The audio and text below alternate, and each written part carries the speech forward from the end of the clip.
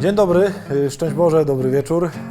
Kochani, bardzo serdecznie witamy w stadzie, czyli w kolejnym odcinku Wilków Dwóch. Dzisiaj będzie dokładnie również o podtytule, czyli jeden z tych odcinków, gdzie bardziej, że tak powiem, mocniej zajmujemy się właśnie stadem. Kochani, najpierw pewna biblijna scena albo bardziej biblijna długa historia. Na pewno kojarzycie takie niezwykłe małżeństwo opisane w Księdze Rodzaju, czyli małżeństwo Abrahama i jego żony Sary. Kiedy się patrzy na ich historię, tak bardziej ogólnie, nie tylko na poszczególne wydarzenia, nie tylko na długie oczekiwanie na dziecko, tylko kiedy się patrzy na całość historii tego małżeństwa, to zawsze mnie fascynują tam jakby dwie rzeczy, tak naprawdę jedna rzecz taka podwójna. Otóż jak się patrzy na to ich małżeństwo, to łatwo zauważyć, że przeszli przez bardzo wiele trudności. I nie chodzi mi tylko o takie rzeczy zewnętrzne, że spotkały ich różne trudności, nie wiem, na przykład zupełnie od nich niezależne to, że Sara była niepłodna, ale też między nimi w sensie nie było łatwo. To oczywiście widać czasem między wierszami w Biblii, ale też czasem widać bardzo wprost, kiedy Abraham, nie wiem, będąc u Egipcjan bodajże chyba, nie przyznaje się do swojej żony, kiedy prawie, że ona, że tak powiem, zostaje zmuszona przez tą sytuację do tego, żeby współżyć z kimś innym. Przeszli w swoim życiu prawdopodobnie wiele kłótni, wiele trudności, cała sytuacja z Hagar, z niewolnicą Abrahama i Sary, kłótnie w tym domu i tak dalej. Małżeństwo. Kto tego nie zna spośród tych z was, którzy jesteście w małżeństwie? Trudności, problemy, kryzysy, czasem wręcz chęci rozstania się i tak dalej. Ale co jest w tej historii najpiękniejsze, to, że tak powiem, jak zostali pochowani. Otóż Sara umarła trochę wcześniej. Abraham dla niej skombinował specjalne miejsce, żeby ją pochować godnie i tam spoczęła. I potem, kiedy Abraham umierał, to poprosił, żeby go pochować obok niej. To jest taki bardzo, oczywiście trochę romantyczny gest tego, że właśnie na zawsze będziemy razem.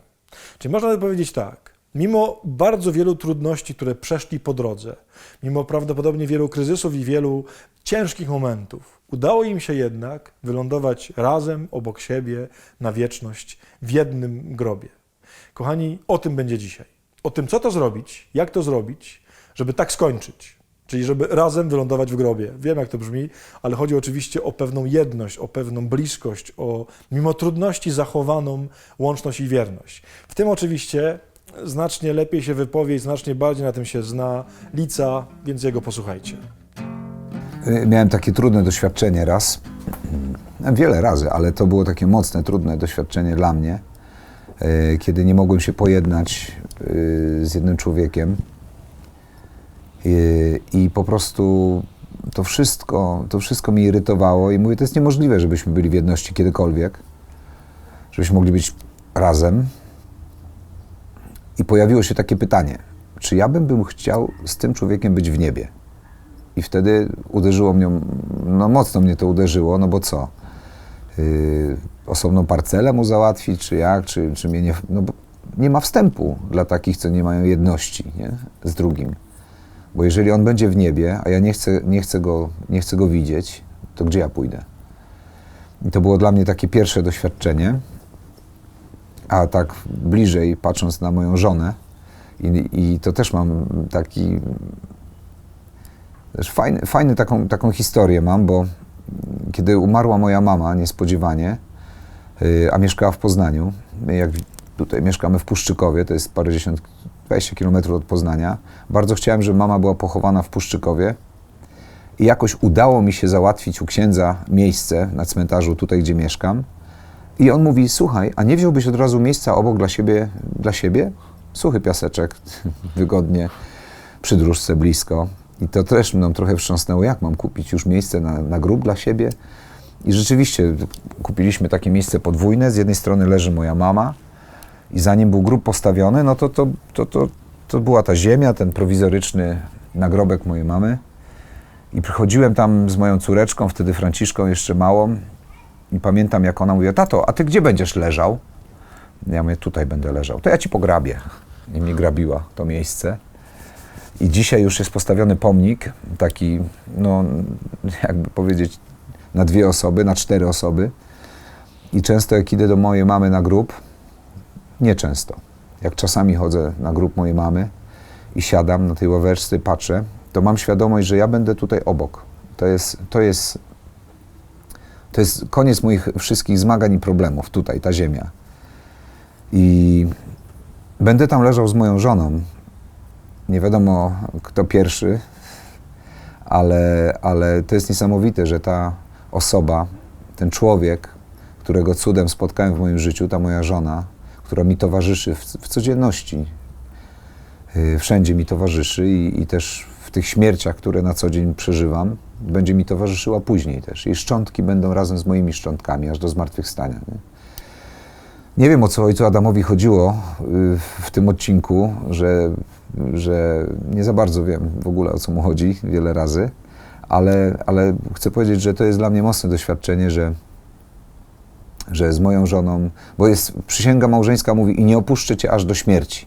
A ja mam takie pragnienie być z tą osobą po śmierci też. Taka jest mi bliska i tak uzupełnia mnie samego, że ja czuję wiele razy, że te słowa, że małżeństwo jest jednością, to się wypełnia w moim życiu tak na co dzień, że ja bez niej się czuję trochę taki jakby pusty i nawzajem sobie pomagamy, a potem razem będziemy leżeć sobie w grobie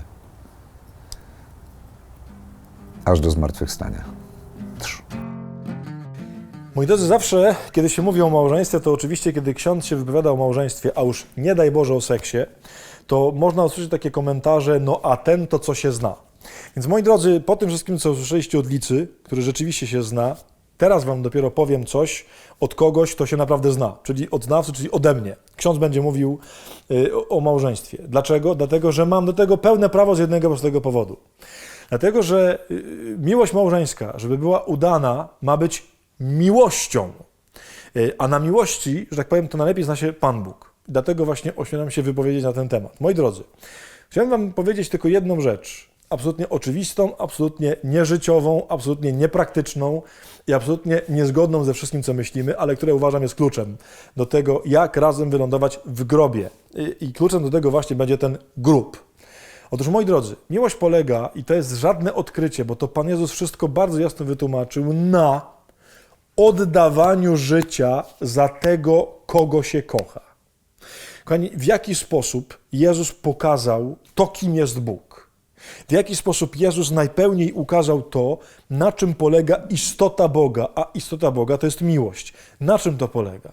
No powiedział, że nie ma większej miłości od tej, gdy ktoś oddaje życie za swoich przyjaciół. Małżonkowie oczywiście to jest dwoje największych przyjaciół na świecie. Nie powinno być większej przyjaźni niż właśnie ta przyjaźń. Co to znaczy? Że małżonkowie są od tego, żeby nawzajem oddawać za siebie życie. I kochani, nie ma innej, lepszej i doskonalszej rady na małżeństwo, że ona jest nieżyciowa i niewykonalna, tak wiem, ale na tym właśnie polega udana miłość. Drogi mężu, który mnie teraz słuchasz, jeżeli chcesz sobie zadać pytanie, co to znaczy, że jestem rzeczywiście obrońcą mojego stada, to główne pytanie, które sobie musisz zadać, to jest to pytanie: czy jesteś gotowy na to, żeby totalnie stracić swoje życie i wszystko swoje na rzecz swojej rodziny, swojej żony i swoich dzieci? Droga żono, która mnie teraz słuchasz, jeżeli chcesz być rzeczywiście tą osobą, która broni stada, którym jest wasza rodzina, to masz tylko jedną rzecz do zrobienia. Czy jesteś gotowa stracić swoje życie dla swojego męża i dla swoich dzieci? I kochani, ja wiem, jakie zawsze się tu rodzi pytanie, albo raczej komentarz. No dobrze, ale to zawsze musi być wzajemne. I uwaga, to prawda, ale dopóki będziemy tak myśleć, to się nigdy nie wydarzy. Chcę, żebyś, drogi mężu, tylko sobie zadał pytanie, czy ty jesteś na to gotowy, a nie: ale moja żona na to nie odpowiada, bo ona w ogóle tego nie docenia, taka nie jest. Co mnie to obchodzi? Droga żono, chcę, żebyś tylko ty zadała sobie pytanie, czy jesteś gotowa i czy to robisz, że chcesz oddać swoje życie, całkowicie je zmarnować dla swojego męża i dla swoich dzieci. Ale jak to? Trzeba kochać ciebie, trzeba się sobą zajmować i tak dalej. Tak, to wszystko prawda, to wszystko nieprawda. Kochani, czy Pan Jezus kiedykolwiek w taki sposób myślał? Czy Pan Jezus kiedykolwiek zadawał sobie pytanie: a czy ktoś na to odpowie? A czy przyjmą moją miłość? A czy będą mnie kochali w zamian? Kochani, ja wiem, że to jest najwyższy z możliwych leveli. No ale na tym polega miłość. I nawet jeżeli ktoś z was to potraktuje po prostu jako gadanie księdza, który co tam wie, trudno. Tego nas uczy Pan Jezus, że miłość polega na oddawaniu życia za największych swoich przyjaciół. Twoja żona i twój mąż, bez względu na to, jak w tej chwili w ogóle wygląda wasze małżeństwo, bo może wygląda bardzo niedobrze, ale to jest właśnie ten przyjaciel, za którego masz oddać życie. I tylko tak da się kochać. Zawsze, kiedy zaczynamy od myślenia, ale jak ja w tym wszystkim i co dla mnie z tego, miłość się właśnie skończyła. Więc spróbujcie dzisiaj, nawet jeżeli macie przeciwko temu 1000 różnych oporów, zadać sobie tylko jedno pytanie.